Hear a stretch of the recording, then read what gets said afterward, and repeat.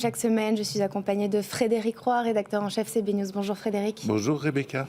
Et de Julien Casqui, journaliste BFM Business. Bonjour Julien. Bonjour Rebecca, bonjour à tous. Et nous accueillons aujourd'hui Stéphane Sidbon-Gomez. Bonjour. Bonjour. Vous êtes directeur des antennes et des programmes à France Télévisions. Merci d'être avec nous. Merci pour l'invitation. France Télévisions est aujourd'hui le premier média des Français, avec plus de 29% de part d'audience en octobre 2022, avec l'arrivée également de nouveaux marqueurs forts cette année, comme l'émission Quelle époque, qu'on adore, Drag Race, un retour de Michel Field, que vous venez d'annoncer d'ailleurs sur Twitter cette semaine, et puis Aux Arbres Citoyens, qui a été diffusé sur France 2 le 8 novembre dernier, qui donne un coup d'envoi à l'arrivée d'une nouvelle émission chaque lundi en prime time, dédiée à la question environnementale à partir de 2023 sur France 5. Ça fait de la nouveauté, tout ça, Stéphane Sidbon-Gomez? Ça fait de la nouveauté et puis ça nous fait pas mal de fierté. Là, on termine l'année. C'est la première fois depuis, je pense, une dizaine d'années, voire peut-être plus longtemps, que nos trois grandes chaînes, France 2, France 3, France 5, progressent en même temps. Avant, on progressait tout le temps en prenant un peu aux voisins. Donc là, on a vraiment on a une belle performance de ce point de vue-là. Et puis notre plateforme numérique, vous savez, comme tout le monde, notre gros défi, c'est comment on va réussir à se digitaliser. On fait des records incroyables. Il y avait 21 millions de visiteurs uniques qui venaient sur France.tv tous les mois il y a un an. Vous Ils êtes passé sont à 27. 27. C'est 6 millions en un an. Donc on est très contents. Et puis avec des beaux programmes. Vous en avez cité plusieurs dont on est très fiers de les porter. Donc quand on fait des programmes qu'on aime et qu'en plus ça marche, on finit bien l'année. Et à quoi va ressembler, est-ce qu'on peut avoir une petite idée de à quoi va ressembler cette nouvelle émission sur l'environnement Alors, on va pas faire tous les lundis soirs sur France 5, on va pas faire une émission spécifiquement dédiée. On a Sur le front qui marche très bien, qui vient une fois par mois. Et l'idée, c'est qu'on n'ait pas une carte blanche, mais que toutes les semaines, on ait des manières différentes, des angles différents de traiter de l'écologie. Vous aurez du documentaire, vous aurez des magazines, vous aurez peut-être des fois, on se pose même la question, est-ce que le cinéma peut pas parler d'environnement et d'écologie? Mais toujours en demandant, en disant, vous avez la même préoccupation que nous, les médias doivent parler d'environnement. On voit la crise climatique, on a une immense responsabilité. On ne peut pas rester les bras croisés, on ne peut pas juste se dire, constater à chaque COP, de dire bah, la température monte, qu'est-ce qu'on fait? Nous, en tant que médias, on ne veut pas seulement alerter, on veut montrer quelles sont les solutions, où sont les débats, etc. Donc c'est ça l'enjeu de ce lundi soir de France 5. Et justement, pour avoir un réel impact, on le sait, la production d'une émission hebdomadaire demande un énorme dispositif, ça demande beaucoup d'énergie. Est-ce que vous avez un plan de sobriété à France Télévisions? Alors, France Télévisions a un plan de sobriété en tant qu'entreprise. Maintenant, on a un énorme défi devant nous, mais qui est un défi mondial. C'est ce que vous avez indiqué, c'est comment on arrive à produire écolo, à produire de manière plus sobre, à arrêter de se dire qu'on doit toujours consommer plus. C'est des petites choses, hein. Le CNC a fait une étude l'année dernière. Le nombre de piles et de batteries qu'on prend sur un tournage, notamment une fiction. Le nombre de caméras. À chaque fois, il faut une nouvelle caméra. Quand on fait un direct sportif, il faut toujours la plus haute technologie. La télé, elle ne sait pas être sobre parce qu'on a été éduqué dans l'idée qu'il faut tout sacrifier pour l'antenne. Et aujourd'hui, alors on le faisait déjà pour les économies budgétaires, il faut le faire aussi sur l'empreinte écologique. Vous avez une idée du bilan carbone des programmes? On est en train de le faire compter. On a pris un cabinet exprès pour le faire compter. Et à partir de là, Delphine Ernotte nous a demandé de dire comment est-ce que France Télé va s'inscrire dans la démarche de neutralité carbone, que tous nos programmes, dans tous les genres de programmes, comment ils vont réduire leur impact carbone. Donc j'espère que dans les prochains mois, on pourra annoncer les résultats de cette démarche. Il y a eu quelques polémiques sur les réseaux sociaux à propos de votre passé dans la politique, notamment avec Cécile Duflot, on peut vous accuser de militantisme, on peut accuser la direction des programmes de France Télé de militantisme. Qu'est-ce que vous répondez à ça? Deux choses. D'abord, l'obsession de France Télévisions et la mienne, c'est le pluralisme. Absolument. France Télévisions ne donne pas d'opinion et toutes les opinions des Français sont représentées sur nos antennes. C'est dans notre cahier des charges, ça ne changera jamais. Et pour le coup, moi, je serai toujours très vigilant, très virulent pour que toutes les opinions soient toujours représentées. Après, vous parlez des mises en cause personnelles. Moi, vous savez, j'ai commencé à me mobiliser sur le climat, j'avais 13 ans, en 2001. Est-ce que je regrette ça? 20 ans plus tard, je pense que les faits m'ont plutôt donné raison. Frédéric. Parlons budget un petit peu. Le financement 2023 est pas vraiment en hausse. Il y a des raisons de s'inquiéter de ça pour France Télévisions ? Oui, on est dans un cycle, ça fait maintenant 5 ans qu'on a fait, France Télévisions a fait 400 millions d'euros d'économies par an. Il y a très peu d'entreprises publiques, il y a même très peu d'entreprises tout court qui sont soumises à des contractions aussi importantes. Nos effectifs, ils ont réduit de 1500 personnes. On a fait des gains de productivité partout. Et sur le programme national, des chiffres, on est à BFM Business, donc vous êtes sérieux. 1,75 milliard euros il y a en 2017, 921 millions en 2022 et sûrement moins en 2023. Je ne vais pas vous raconter de ça, c'est très dur. Après, c'est très dur parce qu'on veut plus d'ambition, on doit préserver la création, on doit augmenter les audiences. Donc, c'est un exercice difficile.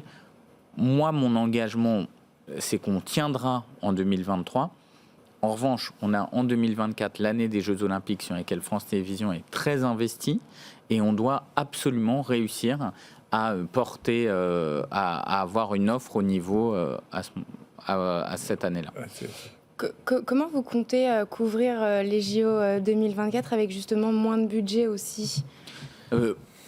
Aujourd'hui, notre ambition, on espère qu'on aura le budget sur l'année 2024, mais notre ambition, c'est de faire ce que la BBC a fait en 2012 au moment des JO de Londres, c'est de réussir à faire monter la mobilisation autour des Jeux Olympiques bien en amont. Et donc, c'est dès le premier semestre 2023 qu'on va commencer à faire de la couverture, à mobiliser, à porter les choses. Et donc, on espère que France Télévisions va être l'écrin de l'enthousiasme olympique. Notre défi, c'est que Paris 2024, ce soit vraiment une fête dans tout le pays. L'actualité de la semaine, c'est aussi Salto. Delphine Ernotte, dans une interview au Figaro, a dit que Salto avait un avenir, mais pas avec un actionnariat tel qu'il est aujourd'hui. Stéphane Sidbon-Gomez, pour vous, que va devenir Salto ? Comme vous le savez, en fait, on est dans la suite de la non-fusion entre TF1 et M6. Il y avait un projet stratégique autour de Salto. D'ailleurs, nous, on était prêts à revendre nos parts à TF1 M6 fusionnés. Et ça devait devenir la grosse offre de streaming et de SVOD du nouvel ensemble TF1 M6. Pas de fusion. Un nouveau président de TF1, Rodolphe Belmer, qui a une vision stratégique aussi pour son entreprise.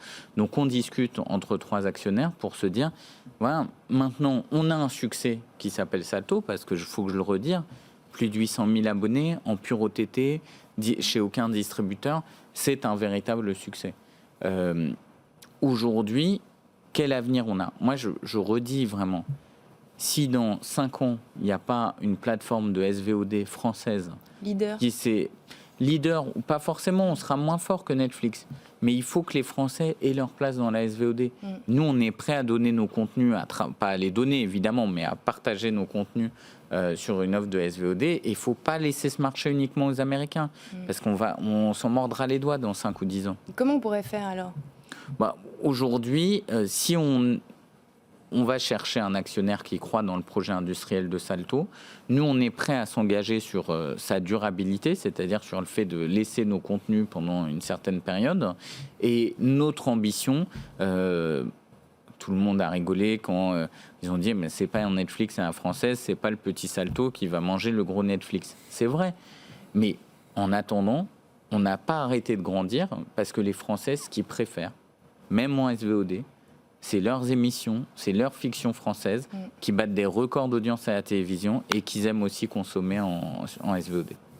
Pour terminer cette interview, on va passer au questionnaire avec un cas de Julien Casqui. Oui. Alors, c'est des questions-réponses en rafale. 10 questions, 2 minutes. C'est bon pour vous ? Vous m'inquiétez. Ça va bien se passer. Parce qu'on met tous des cas particuliers. On va étudier le cas Sidbon-Gomez. Eh ben, on lance le chrono. C'est parti. Allez, votre réseau social préféré ? Mastodon, mais je ne l'ai pas encore essayé. Mastodon. Le matin, sur quel média vous informez-vous ?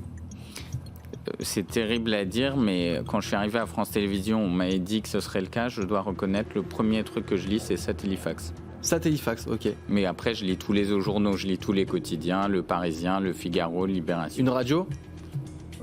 France Inter. L'événement d'actualité qui a le plus retenu votre attention cette semaine ?